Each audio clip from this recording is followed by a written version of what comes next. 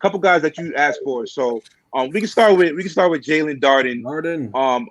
Another one of these Mig. I'll let you talk about Darden for a second. Somebody who you guys both had interest in. I will run this tape. Mig, give us your thoughts on Jaelon Darden out of North Texas. I don't think he'll be a 1 or 2 guy. He had his own struggles, but I think when it comes to the only time I'm gonna see him struggle is just that, and even that kind of going against what I said, but I was gonna say, but just the deep vertical threat, he's there, but when it comes to route running, he was kind of limited in that.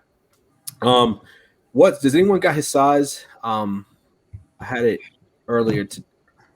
I got you. You found sizes. I think he's 5'7". Yeah, he's just another one of these. There's just so many in this draft class. 5'9", 175. Yeah, like I saw a tweet earlier, by the way. Like the average height for the DBs in this class is like a little over 6 feet. It's kind of, I know it's kind of changing in that way. But no, I like Darden. He was a punt returner, I think, for 2 years there. So he's one of these guys. If you're drafting him, he's definitely going to contribute in special teams. I don't think he'll ever reach that 1 or 2 potential. I'm not taking him any dynasty drafts. But I do like him. I think he's going to be one of these, he's better in the NFL than he is fantasy wise. He's got, I don't know. He played hard. You'll see on this play. Is this the one? No, it wasn't. But he high points the ball well. Especially for a little guy. I know Raz, was it you that liked him as well? I was in on him earlier in the year, sometime around January. And the more tape I saw, the less I liked of him. But if you're taking him pretty late, I think you could do worse. But there's just so many people of this size that I think I'd take my chances elsewhere. I think for me, it's about where he's going to be drafted, right?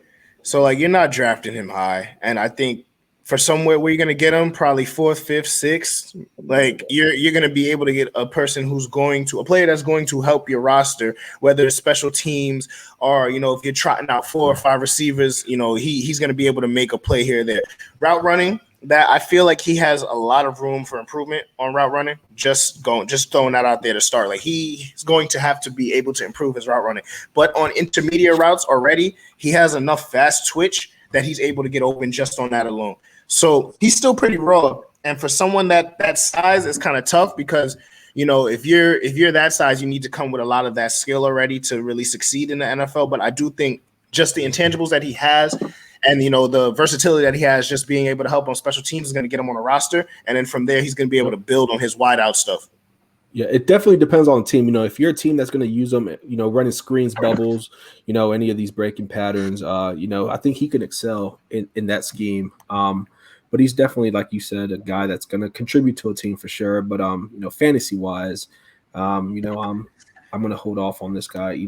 For fantasy wise, I'm gonna have to be really in trouble if he's on the roster, right? Like if he's like I'd be taking my boy Elijah before him, Yeah.